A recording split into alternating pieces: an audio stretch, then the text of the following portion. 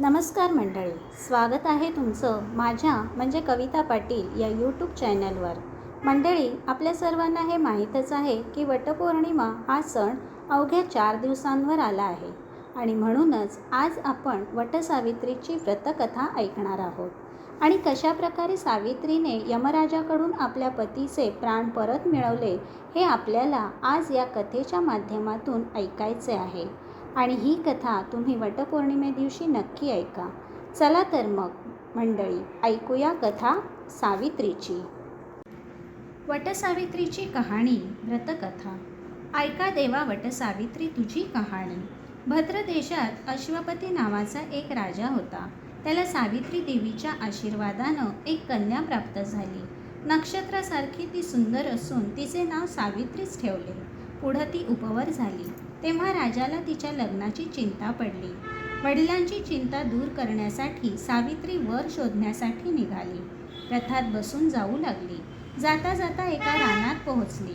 तेथे आपल्या वृद्ध आई वडिलांची सेवा करीत असलेला एक देखणा तरुण तिला दिसला. तो तिला पसंत पडला.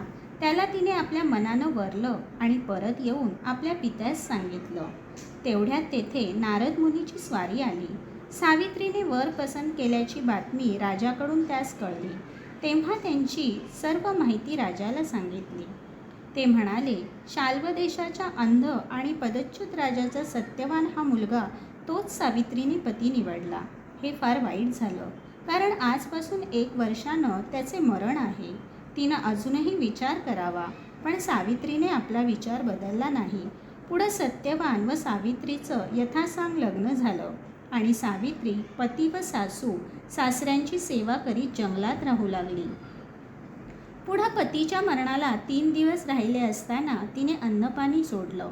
कडकडीत उपवास करून देवाची आराधना केली. शेवटी पतीच्या मरणाचा दिवसही आला. सत्यवान लाकडं आणण्यासाठी निघाला तेव्हा सासऱ्यांची आज्ञा घेऊन व आशीर्वाद घेऊन सावित्रीही त्याच्याबरोबर गेली. लाकडांसाठी सत्यवान एका मोठ्या वडाच्या झाडावर चढणार तोच त्याला मूर्छा आली. तो जमिनीवर पडला.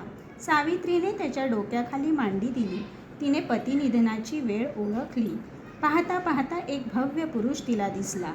तो म्हणाला, सावित्री, मी सूर्यपुत्र यमधर्मराज तुझ्या पतीचा अंगुष्ठ मात्र प्राण घेऊन जाण्यासाठी मी आलो आहे. असं म्हणून त्याने आपला पाश सत्यवानावर टाकला व त्याचा प्राण घेऊन दक्षिण दिशेनं जाऊ लागला. व्रतस्थ पतिव्रता सावित्री ही त्याच्या मागोमाग जाऊ लागली. तेव्हा यम म्हणाला, सावित्री, तू परत जा. सावित्री म्हणाली, महाराज, तिकडे पती जाईल तिकडे मी पत्नीने जावे हाच खरा सनातन पतिव्रता धर्म आहे. तो मी कसा सोडू? असं म्हणून ती यमाच्या मागून जाऊ लागली. तिची पतिनिष्ठा बघून यमाला संतोष वाटला. तो म्हणाला, मुली, मी तुला प्रसन्न झालो आहे. तू कोणताही वर माग, तो मी तुला देईन. हे ऐकताच सासऱ्याला दृष्टीलाभ, राज्यप्राप्ती, सत्यवानाला दीर्घायुष्य आणि संतती इत्यादी अनेक गोष्टी एकाच वरात कशा मागता येतील याचा तिने थोडा वेळ विचार केला. मग म्हणाली, यमराज, आपण माझ्या पित्याच्या ठिकाणी आहात तेव्हा माझ्या पुत्रांच्या शिरावर राजछत्र असलेली माझ्या सासऱ्याने पाहावीत असा मला आशीर्वाद द्या.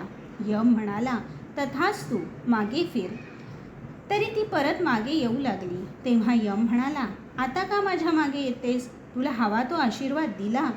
सावित्री म्हणाली, महाराज, माझा पती जिवंत होऊन त्याला दीर्घायुष्य मिळालं नाही तर पुत्र होतील कसे? यम थक्क झाला व म्हणाला, मुली, मी हरलो, तू जिंकलीस. तुझ्या पतिव्रतत्वाच्या पुण्यप्रतापामुळे मी तुझ्या पतीचे प्राण हे भोग सोडले. जा आता तू सुखाने नांद. सावित्रीने यमाला वंदन केले. तो निघून गेल्यावर ती पतीच्या शरीराजवळ आली. तो सत्यवान जिवंत झाला. झोपेतूनच तो जणू जागा झाला. ती दोघे आनंदानं घरी गेली. पुढे यमाच्या आशीर्वादाप्रमाणे सावित्रीच्या सासऱ्याला दृष्टीलाभ झाला. राज्य परत मिळाले. सत्यवान दीर्घायुषी झाला. पुत्रप्राप्ती झाली. आनंदानं राज्य करू लागली.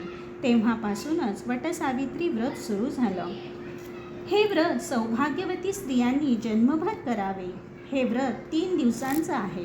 प्रत्येक वर्षी ज्येष्ठ महिन्यात त्रयोदशीला सकाळपासून पौर्णिमेच्या दिवशी व्रतस्थ राहावे.